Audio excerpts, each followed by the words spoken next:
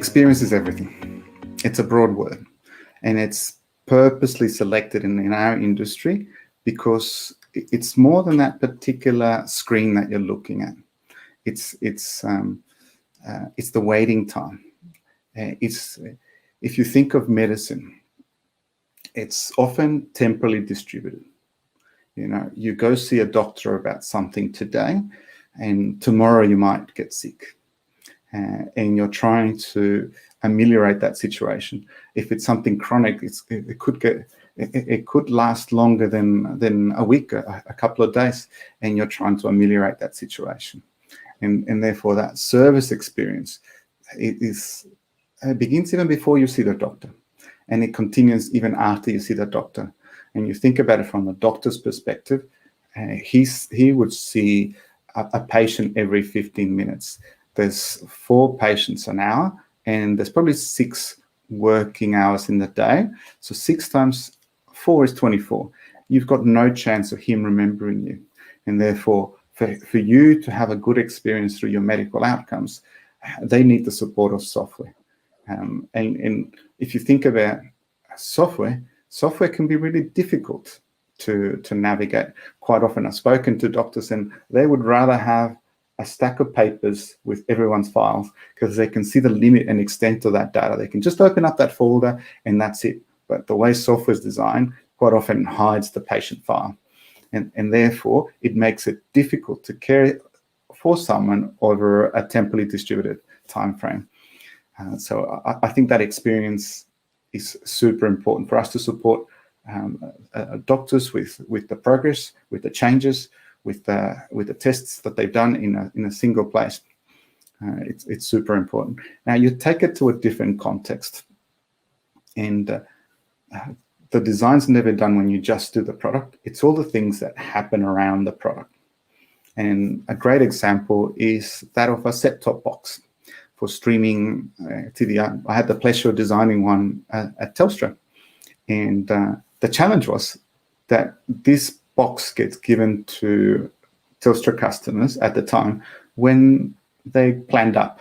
So they got more internet, they got this box given for free.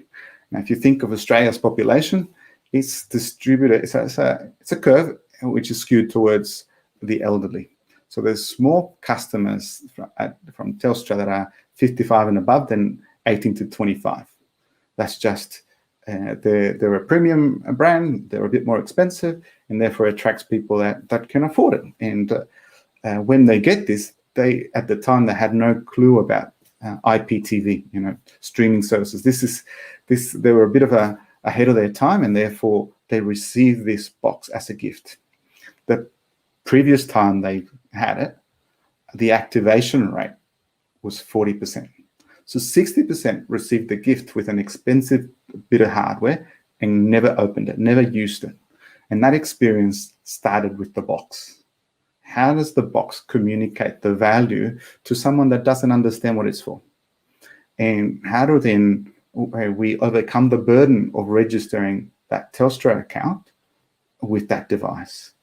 And how do essentially the out-of-the-box experience, you unpack it, you get a little guide. It's too complicated. There's a link to a video. They watch the video, they get a bit more confidence. There's a cable that's yellow that's meant to go on the Ethernet side, but you actually don't need it.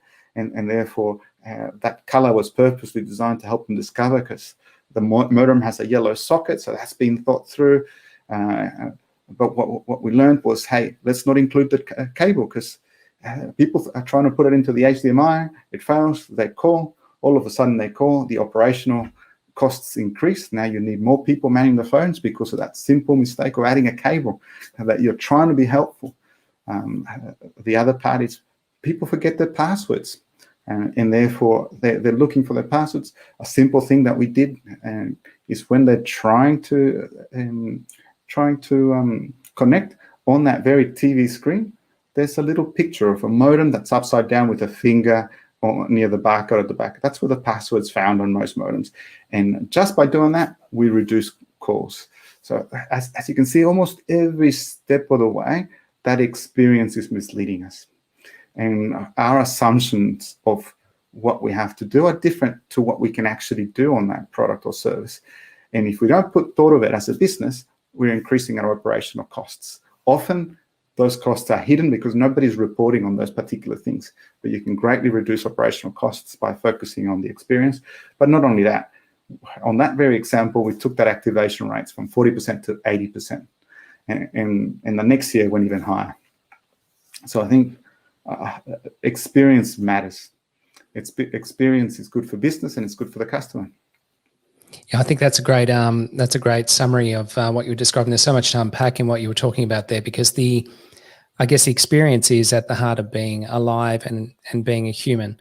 And within the experience are a lot of emotions. And, part of the emotion is whether we actually prefer a brand or not, whether we would repeat patronage somewhere or purchase something again or not.